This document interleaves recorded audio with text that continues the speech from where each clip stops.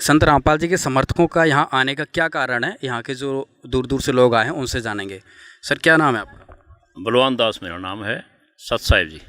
Sir एक चीज़ बताइए, यहाँ पे जैसे कि संत रामपाल जी को सभी को पता है कि आजीवन कारावास हो गया है, तो फिर आप लोग यहाँ पे हिसार में क्यों आते हो? देखो, ये तो अनजान लोगों की समझ है, या आप जैसी मीडिया के लोगों को ये तो जानते तो हैं नहीं संत रामपाल जी के बारे में, या संत रामपाल जी क्या हैं। संत रामपाल जी पूर्ण परमात्मा हैं, कबीर साहिब के अवतार हैं, इनको कोई जेल कर नहीं सकता। ये अलग बात है कि सरकार ने नियमों को तोड़कर इनको जेल में डाल रखा है। समय आने पर ये अपने आप आ जाएंगे, क्योंकि इनका अपना काम है। जेल में बैठे भी अपना काम कर रहे हैं, ये भक्ति दौड़ा रहे हैं, लोगों को नाम दान दे रहे हैं, और बहुत सारे लोग जुड़ रहे हैं, लाखों लोग जुड़ चुके हैं जेल में आने के बावजूद। अब उन लोगों से पूछोगे आप, जो नए लोग जुड़े हैं संत रामपाल जी से, वो क्यों जुड़े हैं? इसके पीछे कारण है कि परमात्मा चाहे जेल में बैठो, चाहे रेल में बैठो, चाहे किसी आश्रम में बैठो, चाहे सतलोक में बैठो, उनकी शक्ति पूर्णतः पूरे संसार में काम करती है। इसी तरह से जो नाम दाम ले लेता है संत रामपाल जी से, उन परमात्मा की पूरी शक्ति काम करती है। जो लाभ आश्रम में नाम देने से मिलते थे, वही लाभ यहाँ जेल में बैठे देने से भी मिलते हैं, इसलिए लोग जुड़ते हैं यहाँ पर। सर लोगों के जहन में एक प्रश्न हमेशा उठता है, कहीं पे भी बात की जाती है कि अगर संत रामपाल जी ने कुछ किया नहीं है तो फिर जेल में क्यों है? हाँ, ये सत्य है।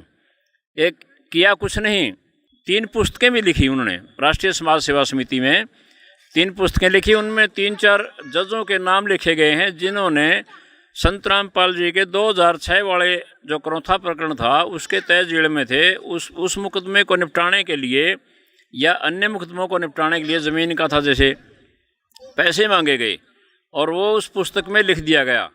तो ये खिज थी एक जुडिशरी को। असली मामला यहाँ है। न्यायालय ने तो दोषी दे दिया है, तो फिर संत रामपाल जी को किसी आधार पे तो दोषी दिया हो गया। आप लोग कहते हो कि संत रामपाल जी निर्दोष हैं, तो इन दोनों बीचों में कैसे है? देखो, आप मीडिया में काम करते हो। संत रामपाल जी पर 2 मुकदमे थे, 426, 427। उन दोनों में एक तो मुकदमा था सरकारी कार्य में बाधा डालने का, एक मुकदमा था बंधक बनाने का। दोनों में संत रामपाल जी बरी हो गई हिसार की कोर्ट से। उन्होंने लिखा है कोर्ट ने कि संत रामपाल जी ने सरकारी कार्य में कोई बाधा नहीं डाली और संत रामपाल जी ने कोई बंधक नहीं बनाया। इस आधार पर बरी हो गए। और जो सज़ा हुई है, सज़ा देते समय आप पढ़ना उसको, ऑर्डर को, उसमें लिखा गया है कि बंधक बनाकर मारे गए। जब बंधक बनाए ही नहीं, उस केस में बरी हो गए, तो फिर बंधक बनाकर कैसे मार दिए? यानी ये झूठा केस है सारा, समय आने पर सब उड़ जाएगा। ये इंतज़ार कीजिए आप। तो लोगों का कहना है कि भाई संत रामपाल जी तो अपने आप को भगवान कहते हैं, तो क्या ये बात सही है?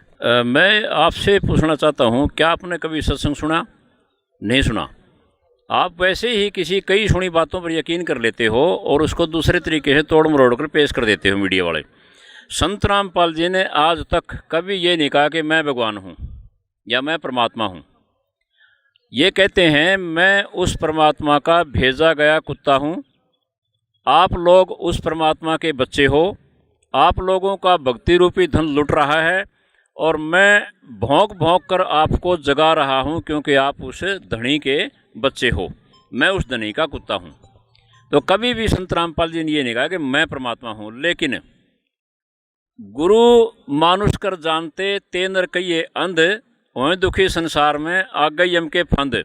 हमने ये देखना है, गुरु जी को परमात्मा के रूप में ट्रीट करना है, मानना पड़ेगा। मान लो संत रामपाल जी परमात्मा, तब जाकर हमें परमात्मा प्राप्त होंगे। और संत रामपाल जी को कोई कुछ कहे, वास्तव में ये परमात्मा है। चाहे गुरु जी भी नहीं कहते बात मैं परमात्मा हूँ, लेकिन हैं, क्योंकि इनके द्वारा वो सुख मिलते हैं जो परमात्मा देते हैं। परमात्मा हर तरह कष्ट काटते हैं और ऐसा समाज परमात्मा बनाने जा रहे हैं। आपको ये भी बता दूं मैं, परमात्मा बिना ये भी नहीं हो सकता। परमात्मा दहेज रहित समाज बना रहे हैं। जो भी शिष्य है संत रामपाल जी का, न दहेज लेता है न देता है।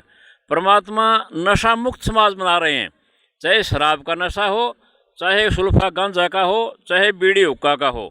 संत रामपाल जी अपने शिष्य का सबसे पहले नशा छुड़वाते हैं और उसको नशा मुक्त करते हैं। नशे ने पूरे दुनिया में बहुत से लोगों का बेड़ा गर्क कर रखा है, परिवार के परिवार उजाड़ रखे हैं। और संत रामपाल जी का ये कहना है कि जिसने यहाँ नाम लेना है पहले इन चीज़ों से दूर हो, अन्यथा परमात्मा की भक्ति नहीं हो सकती। और परमात्मा चाहिए तो इन नशों से दूर हो जाओ। लोगों को परमात्मा चाहिए। अन्य संतों मंतों के पास जाते हैं, वहाँ तो कोई रोक टोक नहीं है इस बात की, यहाँ पक्की रोक है। कोई नशा नहीं कर सकता, कोई दहेज नहीं ले सकता। ऐसा समाज तैयार कर रहे हैं संत रामपाल जी। और इसके इसी तरह से लोग जुड़ेंगे, कष्ट मिटेंगे लोगों के, और फिर पूरा संसार संत रामपाल जी की इस बात को मान जाएगा और संत रामपाल जी के शिष्य बन करके नशा मुक्त और दहेज मुक्त हो जाएंगे। सरकार जोर लगाती है, कितने नशा मुक्ति केंद्र खोलती है। बताइए, आप सरकार से प्रश्न नहीं करते क्या कभी आप, कितने लोगों ने नशा छोड़ दिया? नशा छोड़ते हैं वहाँ अंदर ही नशा मिलता है, नशा मुक्ति केंद्र में भी। क्या व्यवस्था है ये? क्यों पैसे बर्बाद हो रहे हैं देश के? दहेज के लिए सरकार कहती है, दहेज मुक्त करने की कोशिश करती है, मुकदमे बनाती है, बहन भाइयों का प्रेम छिन जाता है, पति पत्नियां प्रेम छिन जाता है। संत रामपाल जी के शिष्य कभी भी ऐसा झगड़ा नहीं करते दहेज के बारे में, जो है उतने में गुजारा करते हैं। संत रामपाल जी समझा पाते हैं अपने बच्चों को, क्योंकि ये परमात्मा है, परमात्मा ही सबके दिल में बैठ करके समझा पाते हैं। आमतौर पे सरकार से कितने कड़े नियम बना लो, कोशिश कर रही है, लेकिन बट ऑल इन वैन होता कुछ नहीं। इसलिए संत रामपाल जी परमात्मा हैं, परमात्मा वाले गुण हैं और परमात्मा वाले जो लाभ हैं वो संत रामपाल जी से मिल रहे हैं। इसलिए संत रामपाल जी परमात्मा हैं, लेकिन ये खुद अपने आप को कभी परमात्मा नहीं कहते।